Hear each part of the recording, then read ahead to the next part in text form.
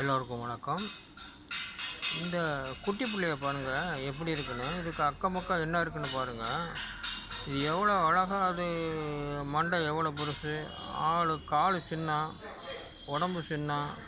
ஆனால் அது எப்படி அழகாக பார்க்குறதுக்கு இருக்குது பார்த்தீங்களா? இல்லை, இது ஒரு சிரிப்பாக தானே இருக்குது. இல்லை, ஒய்யின்னு ஒரு கேள்வி கேட்டிருக்குன்னா ஏன் அப்படின்னு கேட்டிருக்காப்புல. இது எனக்கும் ஒன்றும் அர்த்தம் புரியலை. அப்படின்னாக்க அர்த்தம் புரிஞ்சவங்க நல்லா புரிஞ்சுக்கிறங்க.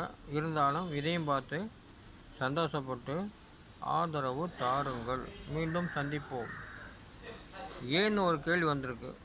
ஆமாம், இது உண்டியல். ஆக்சுவலி இந்த உண்டியல் எதுக்கு?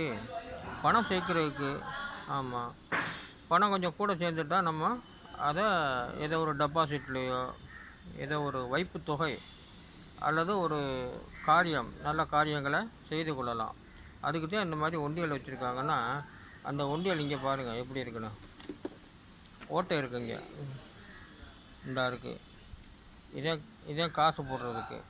ஆமாம், அந்த இதை இந்த பக்கம் வச்சுட்டு இதை என்ன பண்ணியிருக்காங்கன்னா இந்த பக்கம் திருப்பி வச்சுட்டு ஒய்யின்னு ஒரு கேள்வி கேட்டிருக்கு. நம்ம சிறு சேமிப்பு ஏன் செய்கின்றோம், சிறு சேமிப்பு ஏன் செய்கின்றோம் அப்படிங்கிற ஒரு கேள்வி.